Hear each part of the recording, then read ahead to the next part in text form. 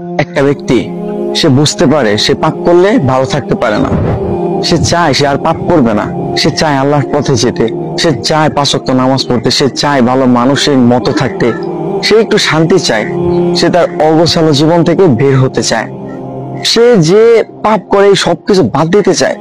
কিন্তু এরপরও মানুষের ধোঁকা, নিজের পরিবেশ, শয়তানের ধোঁকা, নিজের নফসের ধোঁকা, এই সবকিছু মিলে পাপ করে ফেলে। জানেন, এরকম অনেক ব্যক্তি আছে যারা এই অবস্থার মধ্যে আছে যে সে পাপ করতে চায় না, সে পাপের মধ্যে যেতে চায় না, কিন্তু এরপরও নফসের ধোঁকা, শয়তানের ধোঁকা, আজে বাজে মানুষদের সাথে মিশে বিভিন্ন ধোঁকায় পড়া, এই সবকিছুর কারণে সে পাপ করে ফেলে, সে ভুল করে ফেলে।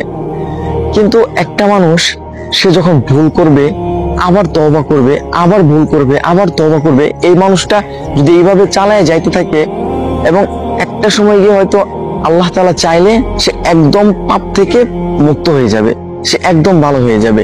একটা সময় সে একদম পাপ ছেড়ে দিবে। একটা মানুষ সে পাপ করতেছে, কিন্তু সে যে পাপ করতেছে এটা সে ভাবতেছে না, এটা ভুলটাকে সে ভুল মনে করতেছে না, পাপটাকে সে পাপ মনে করতেছে না। সে একটা খারাপ কাজ করতেছে, সে পাপ করতেছে, তার কাছে মনে হচ্ছে না যে এটা ভুল, এটা খারাপ, এটা পাপ, আল্লাহ তাআলা এটা অপছন্দ করেন, আল্লাহ তাআলা এটা থেকে দূরে থাকতে বলছে। এই মানুষটা যদি পাপ করার সাথে সাথে এইরকম চিন্তা করে আর মাফ না চায়, তাহলে এই মানুষটাই মূলত পাপের কারণে ধ্বংস হয়। এই ধরনের মানুষ, হ্যাঁ, এই ধরনের মানুষ মূলত পাপের কারণে ধ্বংস হয়।